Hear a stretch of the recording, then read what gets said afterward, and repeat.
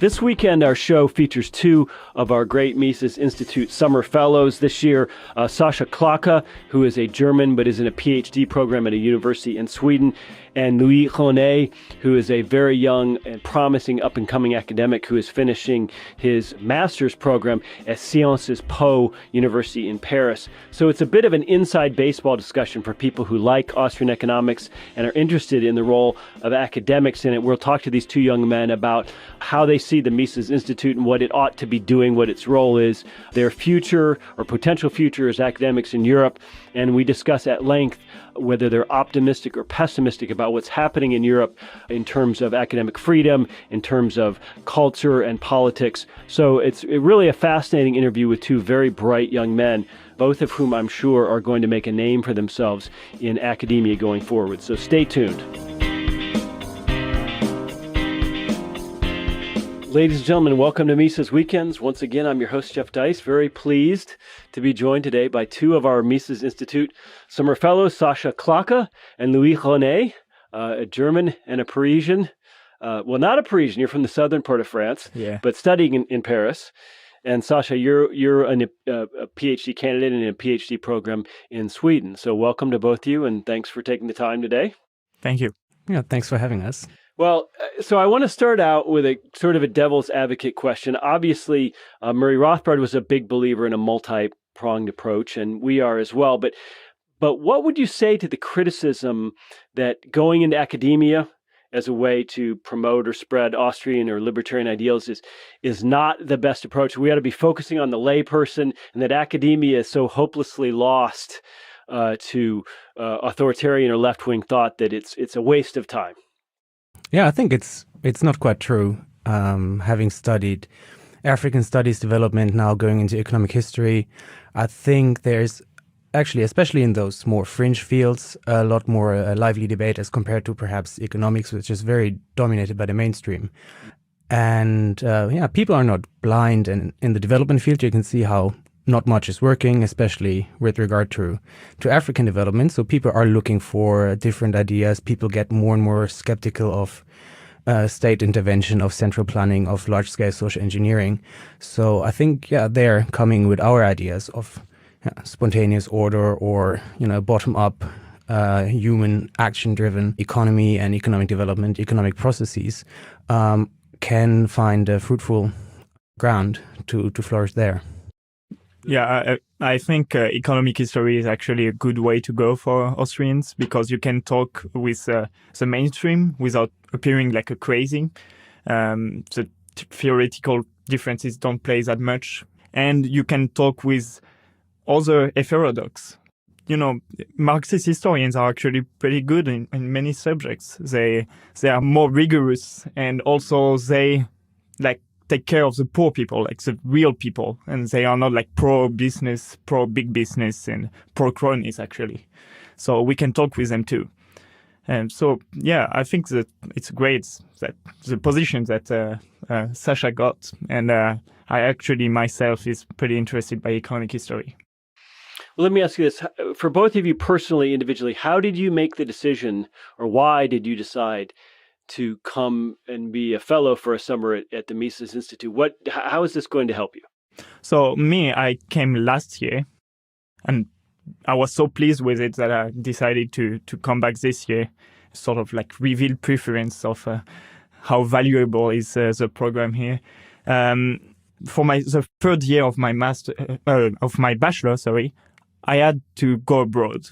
That's part of the program, and I asked Dr. Holzmann, who is teaching in Angers in France, and he supported my application, and I spent 7 months here last year doing research in economic history of thought and on many other subjects, and it was very enriching, and that actually furthered my envy to continue in the academia, because I think you have a very valuable way to contribute to the debate. And yes, it's very important to discuss with everybody and every man, but you also have to do some academical work. Theoretical foundations are really important if we want to structure and have rational debate and arguments.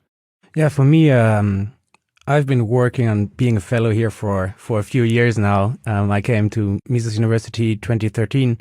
The first time I really enjoyed it, and came a second time in 2014. And yeah, saw already, I mean, a lot of these things, and you see where you can go more into detail and more into depth. So I figured, yeah, the fellowship is great for doing that, doing your own research, learning more in-depth Austrian economics, see what are the current research problems, have a time to focus on a project here. Last year, it didn't work out for me to come, but I was at the Rothbard Graduate Seminar, which was a fantastic experience, and showed me also the breadth of the discussion that actually exists within Austrian economics on certain theoretical issues. And I finished my master's program last year, going to start my PhD now. So it was nice to also come here, work already on a little project that I might be able to present, just get back into the whole research, academic writing. The contacts I made during the Rothbard Graduate Seminar, during Mises U, the contacts with other fellows, they're just invaluable. And there's no other place like the Institute, and no other program like the fellowship anywhere actually achieve so many things in such a short time. I think it's also a great human experience that you learn what humility really is, because like during RGS this year, it was on human action with Dr. Hulsmann, Dr. Herbener, and all the faculty, Dr. Saleno. And we spent 1 week on human action, a book that we have read, most of us, before. And you have so much to discover in this book in 1 week, in a book that you actually already read. And you didn't get actually all the subtleties, etc. It's a very hard book. You have a lot of things in it. And so it really teaches us that we don't all agree on what exists as Austrians. We have discussions. Sometimes we don't really understand what's written in human action. So you have to spend a lot of time thinking and admit that you don't understand something. So I think that's great. And that's only at the Mises Institute that you can do that. You have so much material. The massive library is just amazing. The first year I was here, I was running all around the Mises Institute asking questions to everybody. And it was a wonderful experience. Well, for our listeners, a lot of people might not know, and we're being self-promotional here. That's fine. A lot of people might not know that in addition to Mises.org, we actually have a physical library here in a large physical campus. We have about 50,000 volumes, which makes us one of the largest private libraries in the entire Southeast U.S. And we also have active research going on here. So we're not just a website. It really is a unique organization, a unique building in that sense. But on that, and be critical. Don't hold back. What do you think the role of the Mises Institute ought to be in a broad sense? And do you think we're fulfilling that role, or how are we falling down? Is the Mises Institute doing a good job? I'd certainly say so. Going back to your initial question, also on this two-pronged strategy of promoting liberty more for the lay people or focusing on academia, I think the Mises Institute found a really good balance by now, and I've been following the work of the institute and the Mises website for 8 years at least now. I think you found a very good balance, having the Mises Wire now with a lot of more accessible articles on current topics, having Mises University, which is more introductory, but then also focusing on people at the Rothbard Graduate Seminar and in the fellowship, try to find amongst all the people who are a bit interested in Austrian economics and libertarianism, those who really want to pursue an academic career, and help them really take it to the next level, and then be new professors, join faculties all over the United States, all over the world. A lot of former fellows have been here this year, giving lectures, giving presentations, networking with us, having a beer with us in a discussion on their research, our research. So I think it's a really good strategy because, of course, of the 150 people who come here for Mises, not everybody wants to pursue an academic career, or perhaps only a tiny fraction. And I think you found a very good balance.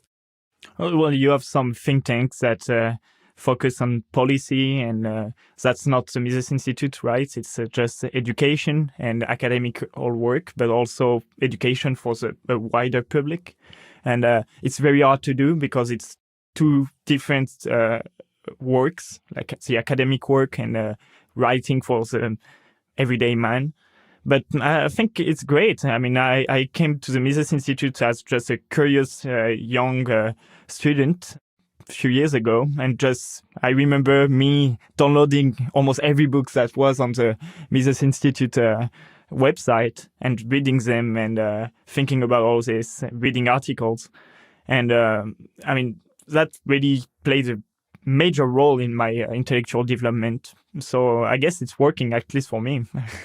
Well, let me ask you this, talking a little bit more about Europe, because you're both Europeans. Austrian economics has a foothold of sorts in the U.S., in academia, places like George Mason, Grove City, individual professors like Peter Klein, scattered at universities across the country. Do you feel like Austrian economics has a foothold in European academia, or is it really still something that's lost? Yeah, I think it does not have a very strong foothold in European academia. I think it's even very unknown that the modern day Austrian school exists. So if you mention something, well, of course, it's Menger and Brimbawerk and Wiese. Most people know Hayek. Some people might know Mises. But in terms of German Austrian academics, or European Austrian academics, there are very few. They're not very well connected. So this is their tradition. Why are a bunch of Americans carrying water for an Austro-Hungarian German tradition? Well, I guess that's a bit the fault of the Germans and the Second World War, that this school, well, most German language schools of thought, I think, kind of died out, except for more left-wing schools. And they haven't been able to come back from their exile over here and establish a firm foothold again. Well, Louis, obviously the French have a liberty tradition, and where does it stand? Yeah, of course. As for Austrians, I think despite everything, we still have some Austrian scholars in France. You have some in Troyes, in France, in Angers, of course, with Dr. Hülsmann, in south of France, in Aix-en-Provence. You have after like some professors that were former fellows, Xavier Merat, etc. And that's great. I mean, it's developing. It's slow. It's a slow process. But despite everything, we believe we're on the right side. So we just do our work, and that's what we should do. We should not care about if we're in the minority or not. We should not victimize ourselves and just do good work, and it will be fine. Yeah, I think even though we are way behind the United States in terms of number of Austrian scholars or percentage of Austrian scholars in how well known libertarianism, classical liberalism, or Austrian economics are, there's places also like Universidad Rey Juan Carlos in Madrid. And I've heard some people say it's really difficult to get into the master's program in Austrian economics by now because there's such a huge interest in it. In Prague this year, I was at the Severo Institute, which is a private university also focusing on Austrian economics. So yeah, it's establishing itself slowly, and it certainly is growing. When Students for Liberty, which I am a member of, came in Europe, they took a map and they said, well, France, no, doesn't even matter to try, it won't happen. And now Students for Liberty, one of the strongest countries, France, because you have young students or young scholars that are really interested by the ideas of liberty, but also by Austrian economics to really understand the world, and they think it's unsatisfactory what they learn in school and in universities. So they find an alternative way, and it's working very well. We have an amazing group of students in France that are Austro-libertarians or just libertarians. And I think I'm pretty optimistic about this. It will continue to go well. Well, in the U.S., the view of academia for a lot of people is that it is hopelessly ideological and authoritarian. It's illiberal, and that it exists to pursue or promote an agenda rather than to do real academic work, truth-seeking, we might say. Do you think that the state of academic freedom in European universities is greater or less than here? It's difficult to say, especially on a European, like for Europe. Every country is different. A lot of universities are very different. So I don't have a good overview, but I've studied personally in Germany, Spain, and Denmark. So far, Denmark, at least at my department in African Studies, there was a phenomenal degree of academic freedom. I was doing research from an Austrian perspective. My professors, some of them were coming from more of a Marxist tradition of research. And of course, there were disagreements, but not any real conflicts. So nobody said, okay, what you're doing, you can't do this because you're wrong based on like an ideological judgment or anything. So I think there is, in a lot of places, free research, as long as it's good research, is encouraged, and there's not one strong general agenda necessarily. But I can't speak, of course, for all the social sciences or for economics. I can't really say much about this. I think there it's more closed off. Do you think the hostility toward market solutions for development in Africa and other third world countries, do you think that's starting to crumble and people are starting to understand? Even Bono from U2 said recently at Georgetown, capitalism is going to bring more people out of poverty than aid. I think the acceptance starts growing, especially because the whole state solution, external planning, Western countries giving aid and deciding for African countries, for African people, what they have to do, what is the best way. It's not been working for decades. Oftentimes it's made things worse, so people look for alternatives.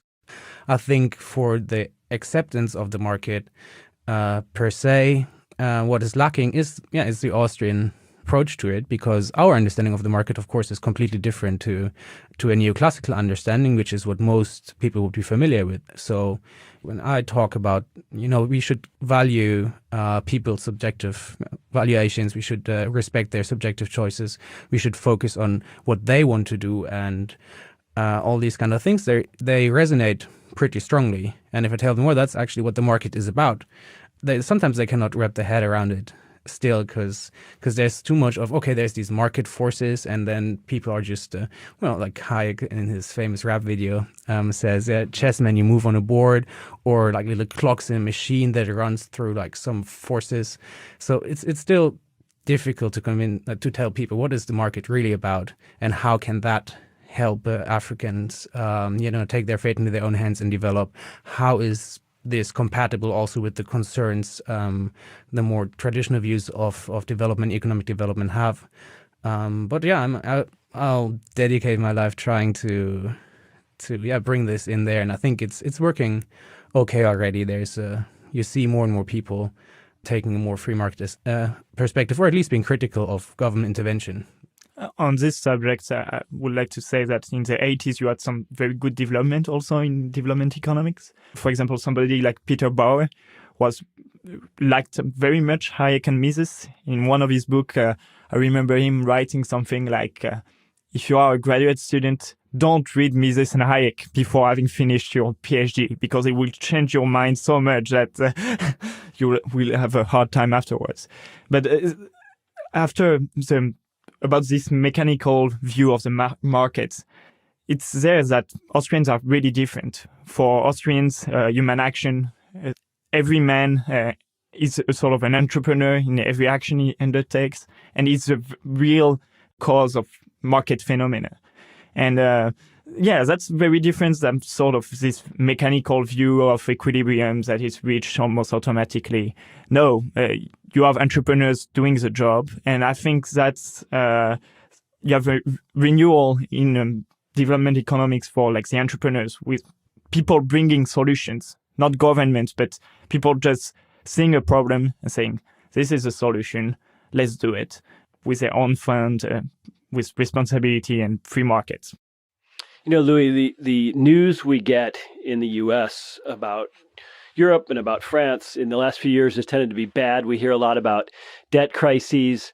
We hear a lot about immigration crises and more recently, some terrorist events. What's your sense as a young person of France's future and Europe's future? Are you optimistic about living and working in Europe, or are you pessimistic that statism, that the form of nationalism that seems to be growing is going to be statist nationalism, and that the future for Europe is rocky? I mean, you always have this tension, right, between statism and more freedom. It's always existed. It will probably exist for a long time after us.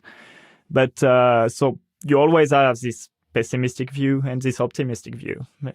You have some great development in our world. We live in a world with great material wealth and some really clear progress.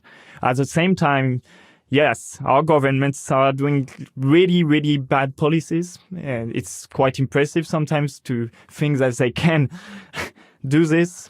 Like those past 5 years in France, you had a lot of complaints with taxes, for example, with regulations. But still, things are changing. For example, the left, you have a new movement in the left and Socialist Party in France, where they are more free markets. They are not free markets, but they have some good directions. And so therefore it pushes the right-wing party more to the right, saying, well, we have to reduce the state budget by 100 billion euros or something. I don't think they will do it, but still, those developments are interesting. So, I mean, yes, you have the migrant crisis. That's unfortunate, and it's really badly managed by also our governments. Like putting people in camps is like the stupidest ideas that they could have done. It creates tension. It creates nationalism. But still, you have other good developments. I think Brexit, I was pretty enthusiastic by it, that it counter-attack against Brussels, that expanded some of its powers. I don't think they will be able to do that now because you have strong nationalist movements everywhere in Europe. People don't want this centralized Europe, federal Europe. And I think it's a good thing because we always had two visions of Europe, so decentralized, polycentric Europe, where you have competition between states and people just vote with their feet, going where they believe they can have a better life. And the centralized Europe, where you are going to force people with their differences, but still you are going to force them in one centralized political entity, which is completely fictitious and is not working. I mean, today, I don't think people really want it. For those reasons, I think you can be optimistic about Europe. We still live in a wonderful continent with a lot of diversity, cultural wealth, a good way of life. Even though we have problems, the terrorist attacks, the last one was very near my hometown. It has affected me very much, so I'm not sure I'm ready to talk about this, but that's life, and you have to go on and do your best to advance freedom and progress. Sascha, let me ask, do you think that the centralizers, that Brussels, the technocrats will ultimately prevail, or will the separate identities of European nations prevail? I think the bureaucrats in the EU and the top politicians in the European countries of the mainstream parties, they will try to force, still continue forcing this centralization agenda. But as Louis already said, nationalism is rising. I'm very sad about it because for me, it's not the choice between Europe under the rule of the European Union or a Europe of strong national identities and nation states. It's more a Europe, like Louis said, a decentralized, polycentric Europe of people with their national identity, but also with a strong European identity, only living together and cooperating and intermingling, trading voluntarily and not through force. Why can't we have that in the U.S.? Yeah. Amongst our states as well. Well, in the U.S., it's particularly acute because we have 320 million people under one highly centralized government, and you have vast cultural and regional and economic and social and ethnic and all kinds of differences. But look, I know to an extent I'm asking you questions that are unanswerable, but I'm just looking for your thoughts. So we have time for one final question, and I'll pose it to both of you. The great liberal tradition of the Enlightenment, of Locke, of Hume came from Europe. It's a European Enlightenment, and I don't think we can we can hang our hat on that, but neither should we run from that. Do you think it will take a conflagration of sorts for Europe to ever return to a liberal mindset or a liberal outlook, or is there something short of a conflagration that could return Europe to the kind of place that we think of it historically, a liberal place? I think if the classical liberal libertarian Austrian movement picks up speed and, the people rediscover liberalism, that there is actually, as you said, there's a liberal tradition. Like, liberalism is of interest to a lot of people. Like, Students for Liberty are doing so well also in countries like France and Germany, where you'd say, okay, that's not really the place you would think of when you say liberal countries in the European sense. But they're getting a lot stronger. Here the fellows, almost every year, half of them are Europeans who want to go back to Europe, who want to go into academia, spread these ideas.